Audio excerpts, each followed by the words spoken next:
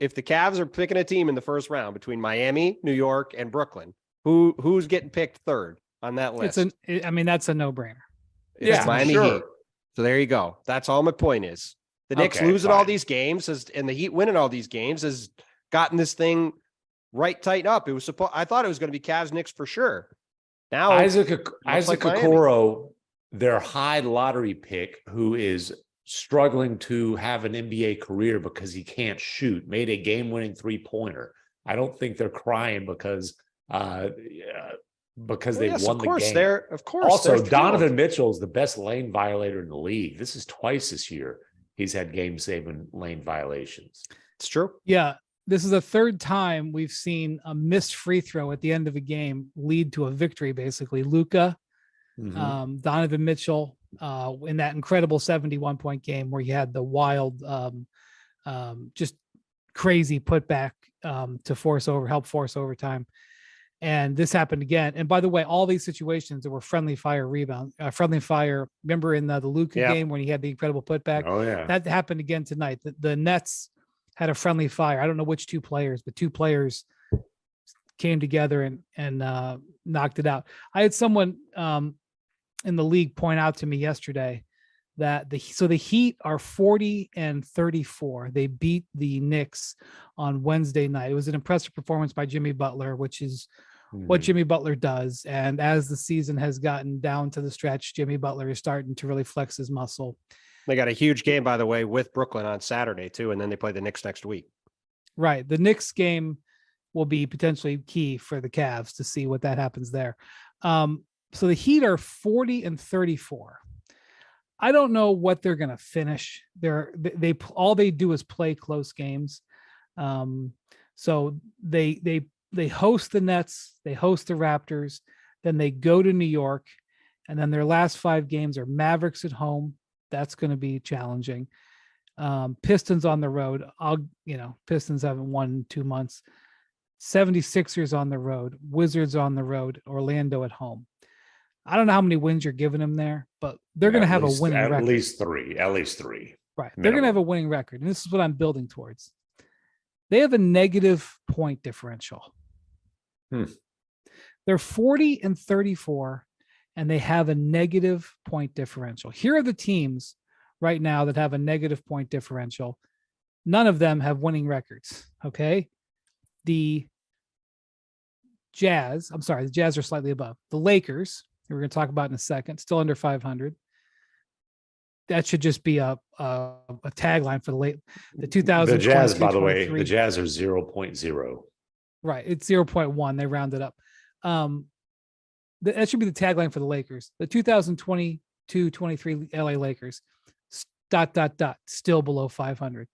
The Hawks, the Timberwolves, the Wizards, the Blazers, the Magic, the Pacers, and then like the dregs at the bottom, Hornets, Pistons, Rockets, Spurs. The Heat have a comparable differential to all of those losing teams, and they're 6 games over 500. Okay. Let me tell you what I make of that. I make of it that when they win close, because like every Heat game is a close game. And 2, that Eric Spoelstra should get consideration for Coach of the Year. Now, Mike Brown's going to win it, but my guy on the other side of the Red River deserves some pretty serious consideration too. He certainly does. Fair enough. Does. No longer coaching the tanker. For sure not. Mark Daigneault is who he's referring. I think it's who you're referring to. That's what Yes, the Red sir. River is. That's who he's referring to. I was going to say. Yeah. For people who aren't sure what the Red River is. Yeah. Give me the geography stuff. Look him up on LinkedIn. He doesn't even need his LinkedIn account anymore. You guys know that I have an affinity for Jalen Williams, their rookie, and Bontemps makes fun of me because which one? The wing player. The lottery pick. That's right. The lottery pick. Bontemps makes fun of me for coming to the understanding that he's a good player during the season. Well, Brian only found out he existed when he played against LeBron. So then it was like, oh, there's this guy. Oh, stop. Don't do Windy like that. Don't do Windy like that. My point is when he told the story that when he came to the workout, to do his workout last year for the Thunder, he had no idea Mark Daigneault was. Like he was like, wow, this guy's everybody seems to be paying attention to this guy. He seems to be a pretty good coach, because normally in the workouts, the development coaches or the assistants put you through it, not the head coach. And the head coach is out there, and he found out afterwards, that's the head coach. So anyway, I just want to point out, the Heat doing their Heat things where they just sort of, gin stuff together. And like, it's just like last year, like I thought they were cooked in that series against the Celtics like 4 different times. And next thing you know, it's a game 7. And I thought the game was over. I went to the bathroom because I was figuring, I'm going to be working a lot after the game. Went to the bathroom, and they went like on a 6-0 run. Like I came out of the bathroom, and they had the ball to chance to tie. I was like, what the hell just happened?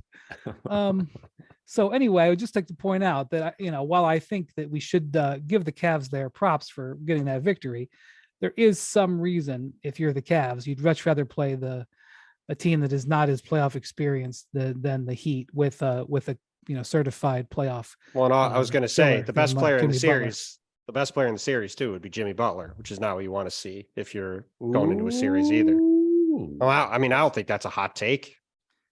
Well, he's the most established playoff performer in the series. I mean, I'm picking Jimmy Butler first if I'm going into a series with those teams. He is the most established playoff performer, but Donovan Mitchell does have multiple 50-point playoff performances. Donovan Mitchell's a great player. I don't think it's casting aspersions on him to say that Jimmy Butler would be picked first in that series. I mean, Jimmy Butler.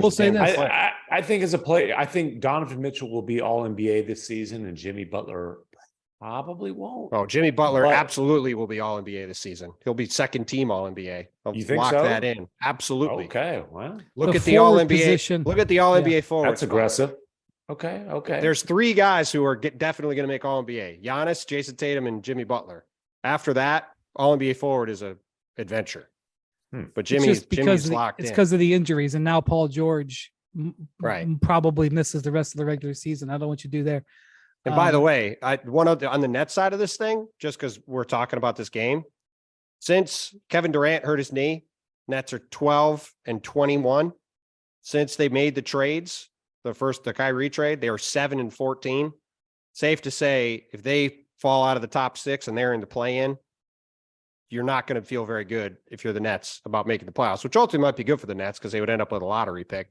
But they have their pick this year. This is the year that they have their pick. They do have. They would be swapped if they somehow won the lottery with Houston, but they will have a pick, and certainly if they fall out of that top 6 and they have to play, say, Atlanta and Toronto first couple, you're probably not going to be favored to win those games. So it's a pretty devastating loss from a playoff standpoint from their side too. If Jimmy Butler makes All NBA, which Bontemps believes he's got a very good shot, and it's just hard to, I don't know. I don't know if you can put LeBron in there. We're going to talk about in a second. But Markkanen, Siakam. I had Paul George, but you make a point with him out. Randall, I would just thought Jimmy ahead of all those guys anyway. I mean, Jimmy's awesome. Well, here's a point. If that happens, Jimmy Butler, I believe, back-to-back years, might need Stats Williams on this one. Will not make the All-Star team and make All NBA. That is correct. He was an All-Star in 2022. He was. He might have been. Might have been 2 years ago. I'll look it up right now. I'll look it up right now when he made it. But he definitely made it. He definitely did make the All-Star game one year and made All NBA. Might have been 21. Yeah. Okay. Anyway, that's. Yes, he was an All-Star. He was an All-Star in 2021, and or he was an All NBA player in 2021. Didn't make the All-Star game. Okay, so twice, 2 out of 3 years. All right. Well, he's on a max contract. That's all that matters. He probably prefers to have the midseason break anyway, and he drops the hammer at the end. Thanks for watching ESPN on YouTube. For live streaming sports and premium content, subscribe to ESPN Plus right now.